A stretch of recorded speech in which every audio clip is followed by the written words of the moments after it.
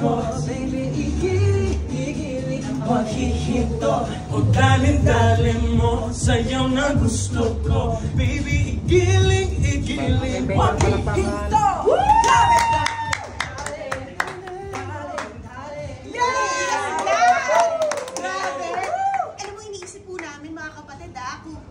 Namin yung kanta, pero after ilang seconds, parang sobrang galing, di ba? So, talagang sabay na sabay at nandito na po ang daling-daling craze natin sa inyo ng GAT! Ang pinaka nakaka-proud, guys, ang ibig sabihin ng GAT ay Gawang ating to! Yes!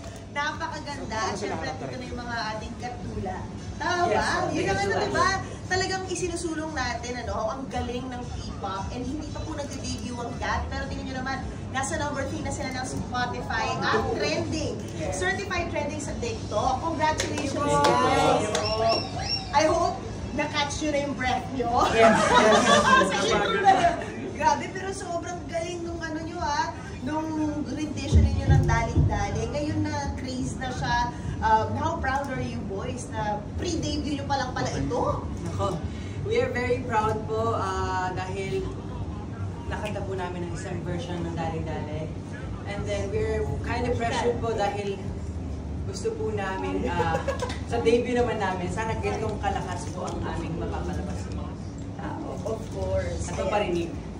That is of course Ethan, and we do have Charles, Derek, Hans, and Michael here with us today. Sila po ang GAT at umpisa pa lang to na kanilang mapakahabang journey dito syempre sa P-pop industry, sa showbiz. And guys, eto na, pag-usapan muna natin yung daling-daling. Bakit ito yung naisip nyo na na first na ilabas para sa mga fans at growing community ninyo? Yung beat niya po kasi it's very fun. Bagay na bagay po sa amon niya ng Section E. Intro. So when Boss Vic told us we're gonna sing Daling-Dali, we were very much happy about it. Totoo yun, earworm na sa lahat actually. Talagang yes! Lagi siyang nasa isip ko. Kahit nag-shower, di ba? Kahit nag-shower po ako, Daling-Dali.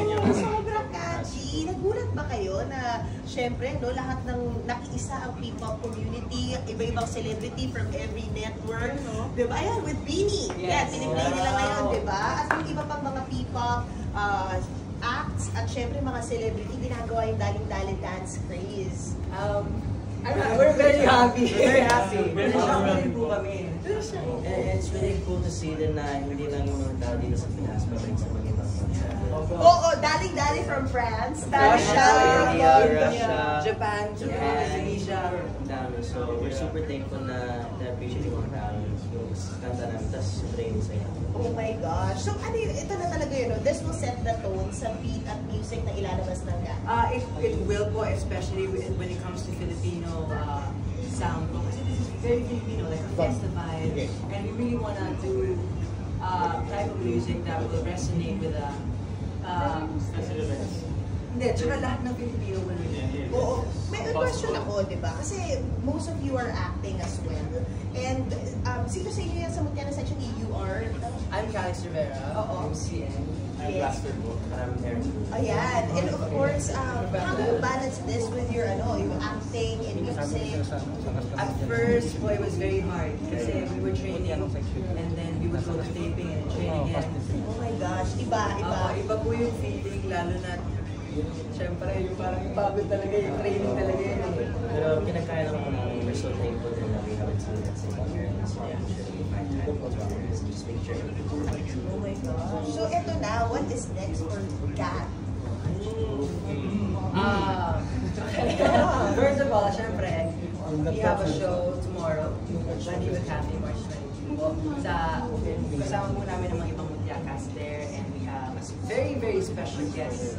And we have a coming show po, ang Section E Nation is coming May 1, and we have a day 2. May 2 po yan. Wow, grabe. How you make 5 minutes. I know. Sa infront details. Oo, and yung day 2, alam ko may details na sila. Yung Today iba, po yan.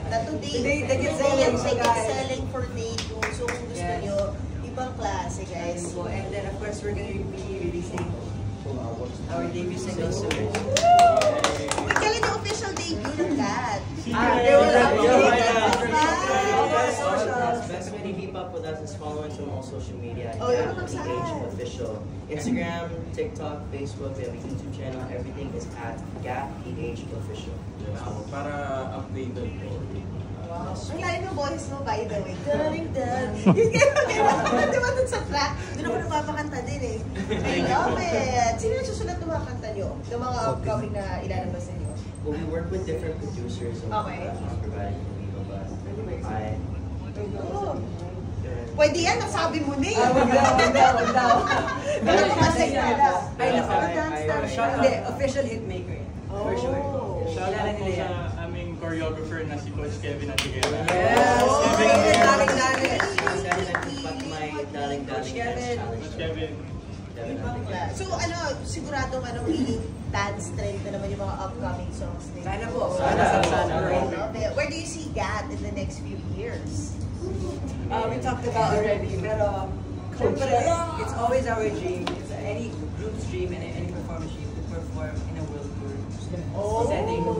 So hopefully po, pero sana kahit this year NFT solo GAT. Alam mo, mukha naman ganun yung patutungan nyo, lalo na yung itong pre-debut nyo pa lang world, diba, global